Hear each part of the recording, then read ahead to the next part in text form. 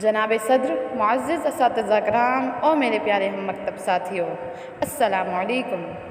زمین سے آسمان کی طرف پرواز کرتی ہوں، زمین سے آسمان کی طرف پرواز کرتی ہوں، خدا کا نام لے کر میں اس تقریر کا آغاز کرتی ہوں۔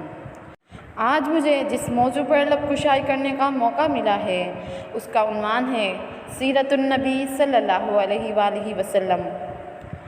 اللہ تعالیٰ نے قرآن مجید میں فرمایا سورۃ الاحزاب میں، لقد کان لکم فی رسول اللہ اسوۃ حسنہ، یقیناً تمہارے لیے رسول اللہ صلی اللہ علیہ وآلہ وسلم کی زندگی بہترین نمونہ ہے۔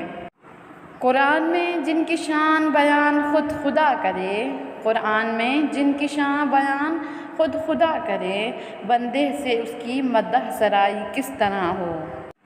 اللہ تعالیٰ نے انسانوں کی ہدایت کے لیے نبیوں کو مبعوث فرمایا۔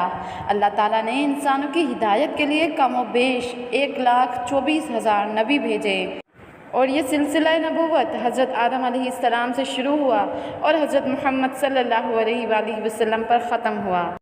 ہر نبی کی زندگی دوسرے انسانوں کے لیے بہترین نمونہ تھی، اور ہمارے پیارے نبی صلی اللہ علیہ وآلہ وسلم ہمارے آخری نبی ہیں۔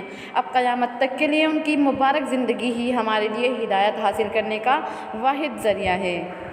وہ نبیوں میں رحمت لقب پانے والا، مرادیں غریبوں کی بر لانے والا، مصیبت میں غیروں کے کام آنے والا، وہ اپنے پرائے کا غم کھانے والا۔ صدر ذی وقار سیرت النبی صلی اللہ علیہ وآلہ وسلم ہی ایک واحد راستہ ہے جس سے ہم زندگی کے تمام شعبوں میں رہنمائی حاصل کر سکتے ہیں، خواہ اس شعبے کا تعلق معاشرتی زندگی سے ہو یا معاشی اور اقتصادی زندگی سے۔